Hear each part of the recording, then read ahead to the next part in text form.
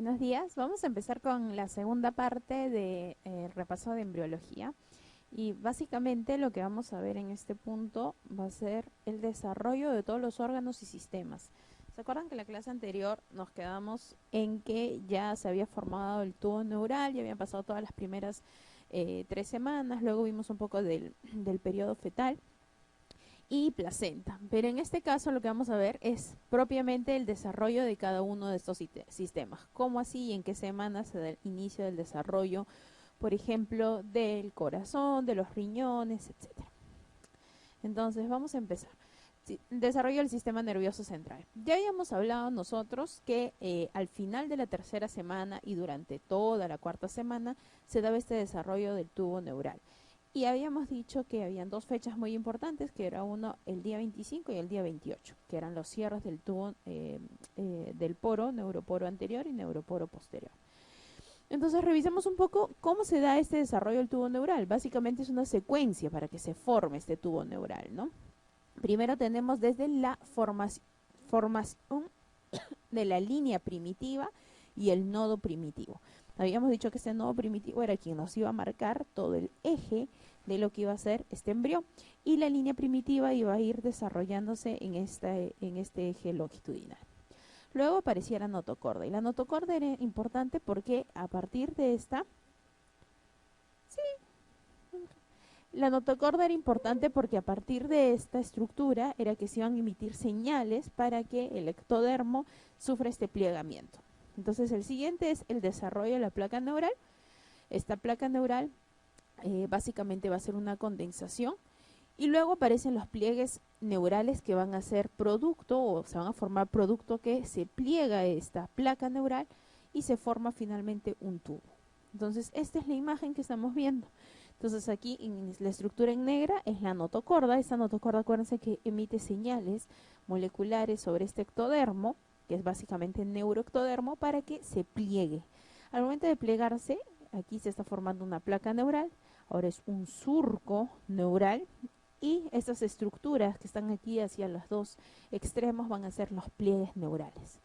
Entonces, una vez que se ha formado el tubo, el canal neural, básicamente es la estructura del centro y el tubo es toda la estructura, vamos a tener que, como rezago de estos pliegues neurales, van a quedar originados los ganglios, que finalmente van a ser las estructuras de la cresta neural.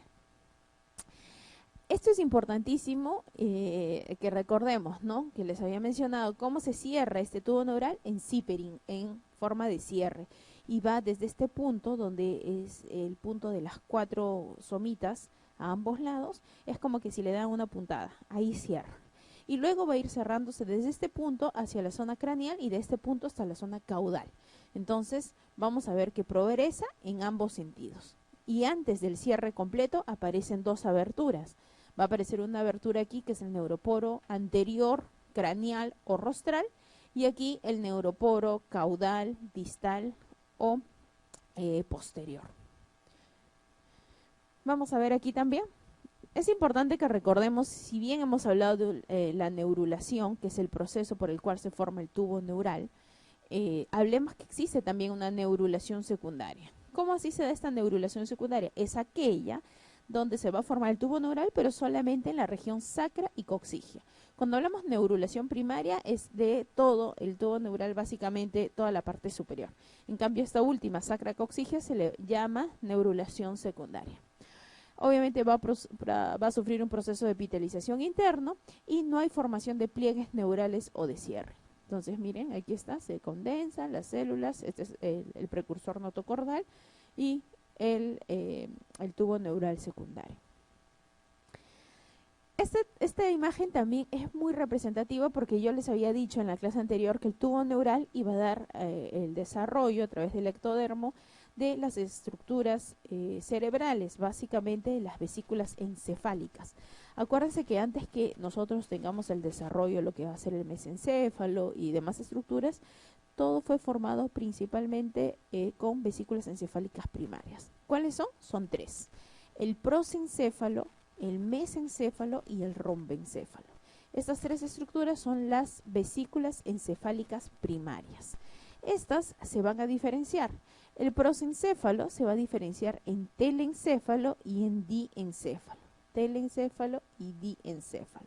Y miren aquí, que esto lo vamos a ver en la siguiente imagen, del diencéfalo van a salir dos estructuras hacia los lados laterales, que van a dar origen luego a la vesícula óptica.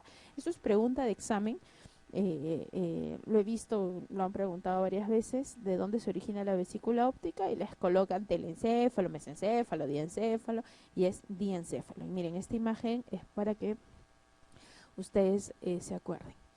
El mesencéfalo va a continuar con el mismo nombre como tal, y el mielencéfalo va a dar origen a dos estructuras, el meteencéfalo y el mielencéfalo. Perdón, este es el romencéfalo. ¿Cuál es la diferencia o cómo ponemos el punto de corte? Miren, aquí a nivel del cuarto ventrículo. La parte superior del cuarto ventrículo ha sido originada a través del metencéfalo y toda la parte inferior a partir del mielencéfalo. O sea, todas las estructuras que están por debajo. El punto de corte es el cuarto ventrículo. Esta es una vista lateral, miren. Telencéfalo y diencéfalo, aquí hacia los lados vesícula óptica, mesencéfalo, metencéfalo, mielencéfalo. Por dentro también se está viendo cuáles son las cavidades tercer ventrículo, acueducto mesencefálico y cuarto ventrículo. Recordemos también el origen embrionario del ojo. ¿Por qué lo menciono en este punto? Porque nosotros estábamos hablando ahora de la vesícula óptica. También hablemos de el ectodermo superficial. ¿Qué cosa va a originar? Habíamos hablado, pregunta de examen, el cristalino se originaba del ectodermo superficial, pero también la córnea, también la conjuntiva, glándula lacrimal, etc. Del neuroectodermo ha sido originado, miren, el humor vítreo, el epitelio de la retina, nervio óptico, y del mesodermo, la esclerótica, tejido conjuntivo de la córnea, músculos, cobertura del nervio óptico y tejido conjuntivo. Entonces acuérdense que el mesodermo es básicamente tejido conjuntivo, y de neuroectodermo va a ser el nervio óptico, y de ectodermo superficial el cristalino. Entonces, el origen embrionario del ojo está compuesto del ectodermo superficial, neuroectodermo y mesodermo. Miren este resumen donde muestra que las vesículas primarias son 3, prosencéfalo, mesencéfalo, rombencéfalo. Las vesículas secundarias son las derivadas de esta primaria, del prosencéfalo, telencéfalo y diencéfalo. El mesencéfalo va a permanecer con el mismo nombre, y del rombencéfalo, metencéfalo y mielencéfalo. ¿Qué reparos o qué paredes vamos a ver nosotros para acordarnos? Que el telencéfalo, vamos a tener aquí los hemisferios cerebrales laterales. Entonces, ¿qué cavidad vamos a tener de referencia? Los ventrículos laterales, así como en esta imagen, ¿no? Telencéfalo, y aquí los ventrículos laterales. Luego tenemos el diencéfalo, donde va a dar origen finalmente, o va a estar las estructuras, el tálamo, hipotálamo, epitálamo, el fundíbulo, y cavidad tercer ventrículo. Mesencéfalo va a permanecer igual con el mismo nombre, y la cavidad acueducto de Silvio. Aquí el metencéfalo, la protuberancia y el cerebelo, y esto está en relación a la parte superior del cuarto ventrículo. Y finalmente el mielencéfalo al bulbo raquídeo. Bulbo raquídeo, y esto está en relación a la parte inferior del cuarto ventrículo. Entonces, como en esta imagen ustedes pueden ver, miren, todo igual acá. Estamos viendo que el punto de corte aquí, cuarto ventrículo, la parte superior y la parte inferior. ¿Qué más? Tenemos que recordar también cuando hablamos del sistema nervioso o el desarrollo del tubo neural, es también la posición de la médula espinal. La médula espinal se va a originar independientemente, así como está el prosencéfalo, mesencéfalo, romencéfalo, médula espinal, que básicamente va a dar su desarrollo de forma independiente. La posición de la médula va a variar dependiendo en qué estadio nos encontremos. A los 6 meses de vida intrauterina, vamos a tener que se va a ubicar su inicio a nivel de la primera sacra. Cuando el bebé nace, o sea, en el recién nacido, a nivel de la segunda, tercera lumbar. Aquí esta es la segunda y la tercera lumbar. Y en el adulto, a nivel de la primera lumbar. Entonces, tenemos que recordar básicamente que estas estructuras van a variar en relación en qué edad nos encontremos. Los ganglios, habíamos dicho que este desarrollo de los ganglios se van a encontrar por encima del tubo neural y por debajo de esta capa de piel que va a ser de ectodermo superficial. Y es importante que ustedes vean que estos ganglios se van a ir desarrollando, todos los derivados de la cresta neural, a nivel de todo el eje del embrión. ¿Cuáles son estos derivados? Ya los habíamos visto, ¿no? Los ganglios espinales, simpáticos, parasimpáticos. ¿Y cómo así llegan, por ejemplo, a la médula suprarrenal, estas células, a las células para la formación de los odontoblastos, melanocitos? Porque habíamos dicho que, si bien es cierto, estaban en todo el eje del embrión, luego por señales de inducción viajaban hacia diferentes partes del cuerpo del embrión. Básicamente, pregunta de cresta neural es médula suprarrenal. ¿De dónde deriva? Porque la corteza, habíamos dicho que deriva del mesodermo lateral. Esta es la regulación que les mencionaba. Yo les había dicho, o sea, no es simplemente porque acá está la notocorda y acá está el ectodermo y se pliega y nadie sabe cómo. No, sí se sabe que la notocorda induce señales a través de la noguina, cordina, folistatina, para que en este neuroectodermo se active esta proteína morfogenética del hueso 4. Entonces, esto lo que va a hacer es que en este punto se vaya a suceder una retracción, una invaginación y haya este plegamiento. Entonces, esta proteína morfogenética del hueso 4 o la BMP4 está normalmente aquí en el ectodermo. Y luego esto va a servir para la formación del tubo neural. Y así como están estas noguina, cordina, folistatina y el BMP4, también tenemos que para el desarrollo de todo el patrón cráneo-caudal, para el desarrollo de lo que va a ser telencéfalo, diencéfalo, como así se dan la formación de estas vesículas, también están involucrados otros genes u otras moléculas que nosotros les decimos del desarrollo embrionario. Son claves porque una alteración en este punto obviamente va a causar un daño para el desarrollo del tubo neural del embrión. Miren, por ejemplo, aquí el ácido retinoico a través de los genes HOX, que son importantísimos son los genes homeobox, que son los fundamentales en el desarrollo embrionario. Acá tenemos la WNT Wingles 8 y OTX2 que caracterizan la formación del prosencéfalo y mesencéfalo, mientras que WNT8 y GBX2 caracterizan el desarrollo del rombencéfalo y médula espinal. ¿Quién más? El factor de crecimiento de fibroblastos 8 y la vía molecular de Sony Hedgehog, que se llama la vía del erizo sónico, ese es su nombre, establecen la formación del telencéfalo. Y miren, el FOXG1 da el desarrollo de los hemisferios cerebrales. Por ejemplo, los niños que tienen anomalías genéticas asociadas al gen FOXG1 van a tener una alteración en el desarrollo de todo lo que van a ser los hemisferios cerebrales. Entonces, son genes vitales, son genes que nosotros le hablamos del desarrollo embrionario. O sea, cumplen su función en ese punto, cuando se está dando la formación de este patrón cráneo-caudal. Y así como hay un patrón cráneo-caudal, o sea, en este eje, en esta línea, también vamos a ver que hay uno que es dorso-ventral. Y miren, también aquí va a ejercer la notocorda una acción a través de Sony Hedgehog.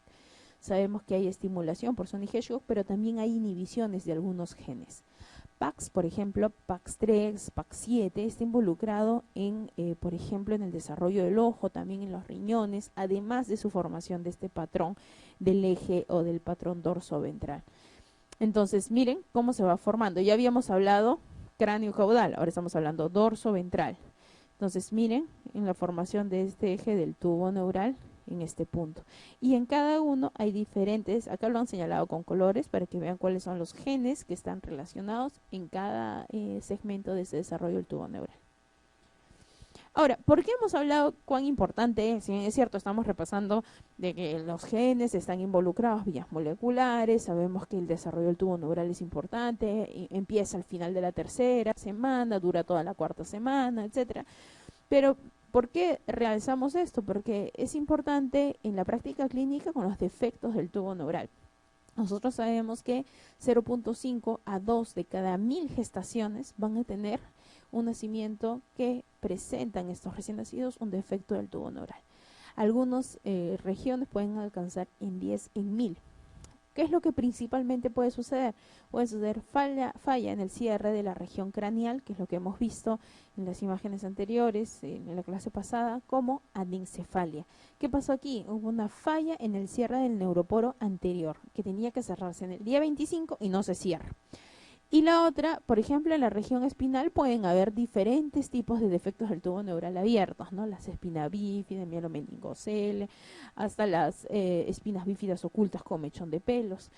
Pues una variedad grande. Claro, el más severo es el mielomeningocele. Y aquí, ¿cómo causó esta anomalía? Principalmente por una falla en el cierre neuroporo posterior que debió cerrarse en el día 28. ¿Juega un rol importante el ácido fólico? Sí, lo habíamos visto la vez pasada y habíamos mencionado que el ácido fólico cumple un rol en lo que va a ser, digamos, una molécula que va a ayudar para que este desarrollo del tubo neural se dé correctamente. Obviamente las mujeres que toman el ácido fólico y no tienen ninguna alteración genética, obviamente va a favorecer a su desarrollo normal, pero hay un 10% de mujeres que puedan tener una variación en sus genes en el metiltetrahidrofolato reductasa, la MTHFR, que lo que hace es que no va a metabolizar ese ácido fólico. Es como si no tomara nada, porque obviamente no tiene esta enzima que no va a metabolizar este ácido fólico. Miren, ¿qué más? No solamente hay abiertos, sabemos que hay defectos del tubo neural cerrados, básicamente aquellos que están relacionados a los defectos de la neurulación secundaria. Alrededor de más de 82 genes han sido considerados factores de riesgo y miren, 10% relacionados a estas variantes polimórficas en el gen MTHFR, que es la metiltetrahidrofolato reductasa. Miren, vamos a ver aquí también. Factores de riesgo, ya lo sabemos todos, es más que conocidos que no solamente el tema de los medicamentos, ¿no? Algunos tipos de fármacos sabemos que están contraindicados durante el embarazo por su factor teratogénico también que pueden causar, pero por ejemplo, para el desarrollo de efectos del tubo neural, principalmente los anticonvulsivantes a la cabeza como un factor de riesgo. Ahora, el estado nutricional deficiente, sí, bajo consumo de ácido fólico. Ideal es fortificación de los alimentos con ácido fólico y también usar ácido fólico periconcepcional, ¿no es cierto? O sea, además de que nosotros consumamos nuestros alimentos, tengamos también una mujer gestante que tome el ácido fólico. Por ejemplo, medidas que toman gobiernos como por ejemplo Chile, que vio hace muchos años, me parece que en el 2012, que había muchos defectos del tubo neural en su población. Lo que tomó la opción fue enriquecer sus panes, estos panes tipo Bimbo, etcétera. Entonces le ponían una cantidad adicional de ácido fólico que lo que hacía era que si una mujer consumía al menos 2 rebanadas de pan en la mañana y determinados otros alimentos, estaba cumpliendo su cantidad suficiente. O sea, ya no había excusa de que no podían comprar un medicamento o una pastilla para tomar ácido fólico, sino que con los alimentos podrían bastar, enriqueciendo determinados alimentos. Entonces, esto es una medida muy importante, pues es una medida de salud pública. Algunos defectos del tubo neural no se previenen con ácido fólico, eso es importante. A veces hemos visto pacientes que nos dicen, yo he tomado ácido fólico 3 meses antes de mi gestación, igual, y ha nacido un bebé con un defecto del tubo neural. Sí, porque no todos se van a prevenir con ácido fólico. Algunos es importante el uso de inositol periconcepcional.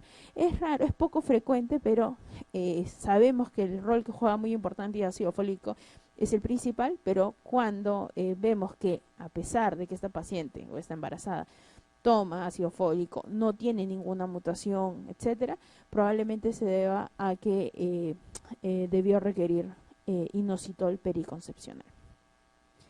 Otros, obviamente, los conocemos: cigarro, alcohol, obesidad materna, diabetes mellitus, obviamente no controlada, exposición embrionaria a antiepilépticos, a metrotexate, o presencia de anticuerpos contra receptores de folato también.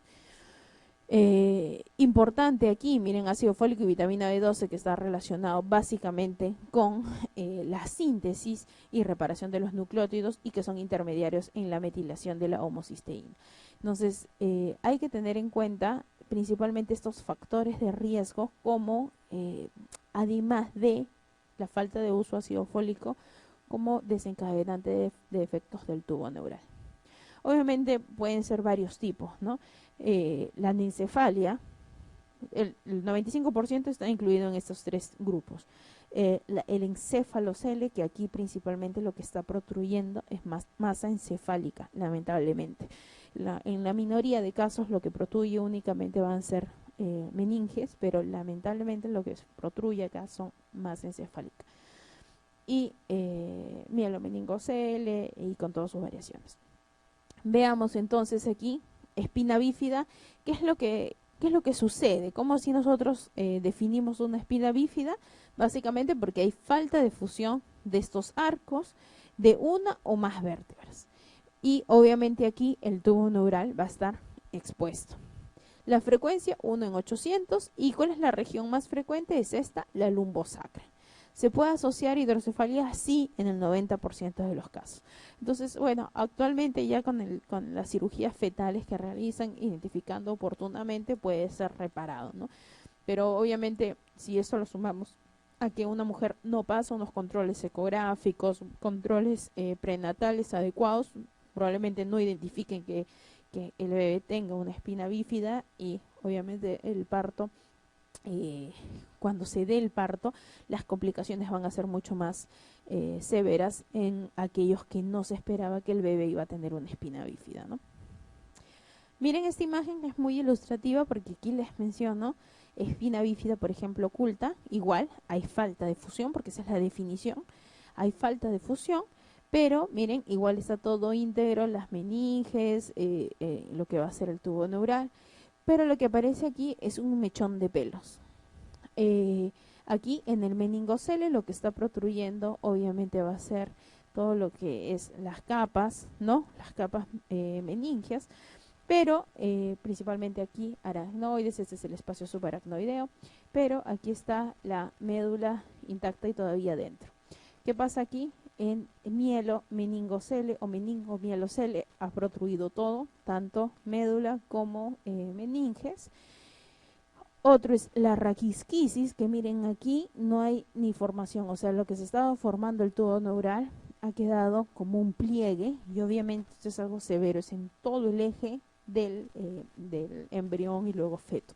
Obviamente no sobreviven, terminan en pérdidas los bebés que tienen raquisquisis. Imagínense, creo que no he traído una imagen de raquisquisis, pero es todo el eje del feto abierto, completamente abierto, como si no hubiera cerrado esa imagen que les decía del cierre en Zipperin. Imagínenselo, pero todo abierto y toda la columna expuesta. Y obviamente aquí algunos con algún tejido neural, ¿no? Que queda como remanente.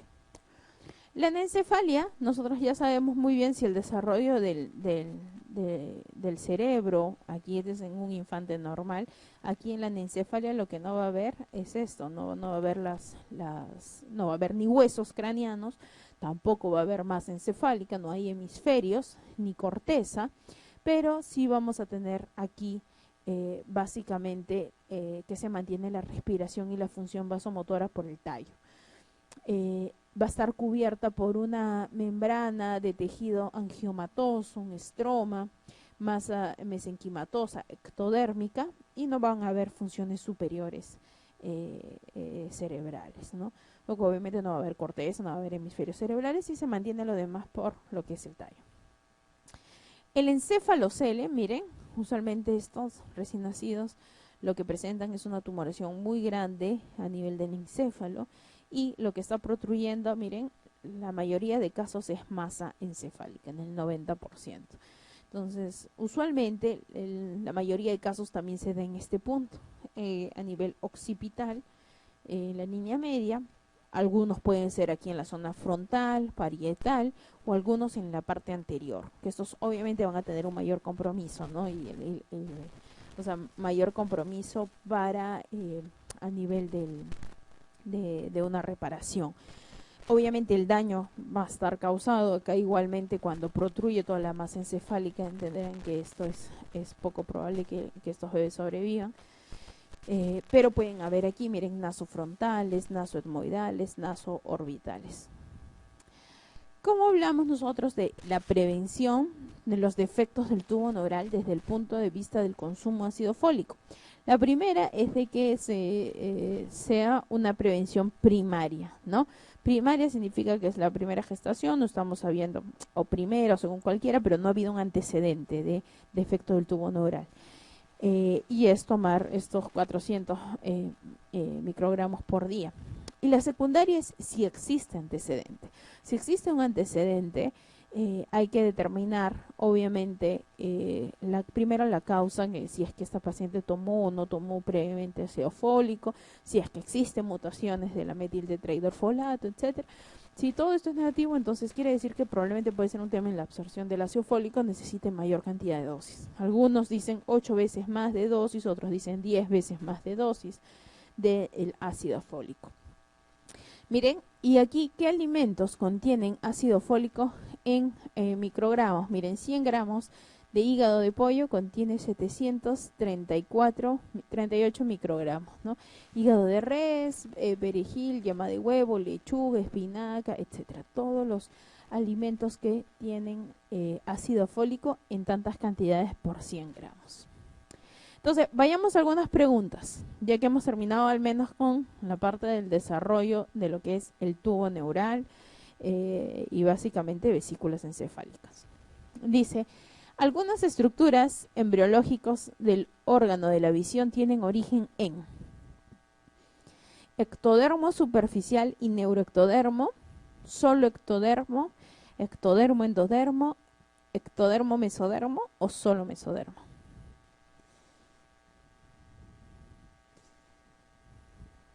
¿Cuál? Muy bien, ectodermo y mesodermo. Habíamos dicho del ectodermo superficial, principalmente el cristalino, pregunta de examen, del neuroectodermo, nervio óptico, también importante que recordemos, y mesodermo, todo lo que era conjuntiva. En la primera también podría ser correcta, ¿no? Pero igual si tenemos, en ese año, miren, año 94, había muchas preguntas que eran un tanto, como lo que les decía la vez pasada, ¿no? Pueden ser confusoras, pueden tener más de una clave, entonces, para evitar eso, ahora las preguntas son muy puntuales, ¿no? Así como la de Patot, que vino, el síndrome de Patot se debe a trisomía, tal, hay una sola respuesta. Entonces, lo que se busca ahora es eso. Por ejemplo, aquí, alguien habría podido decir, ¿tiene origen ectodermo superficial en ectodermo? Sí, es cierto, no es falso. Solo ectodermo no, y ya sabemos que todo lo que dice solo es falso. Solo ectodermo no, ectodermo y endodermo no, nada de endodermo, ni solo mesodermo. O sea, teníamos esta y esta. Y obviamente la más completa era ectodermo y mesodermo. A ver, ¿cuál de los órganos que se mencionan a continuación deriva del ectodermo superficial? Superficial, ¿ah?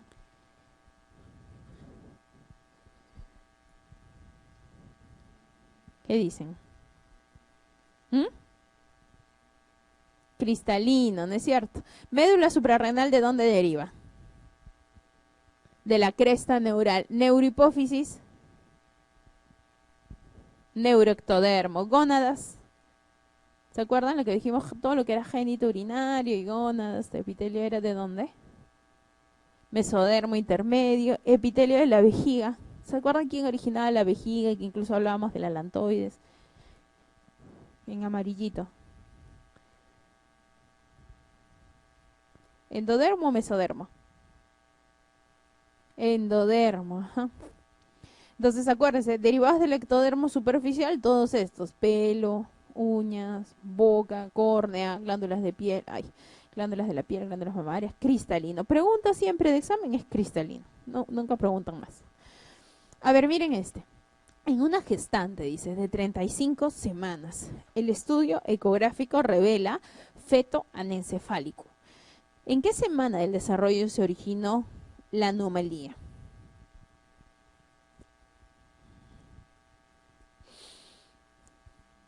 Feto, o sea, hacen una ecografía y notan que el feto o el bebé ya tenía anencefalia. Ahorita tiene 35 semanas. Y queremos saber en qué semana o en qué fecha surgió esta anomalía. ¿Cuál dirían ustedes?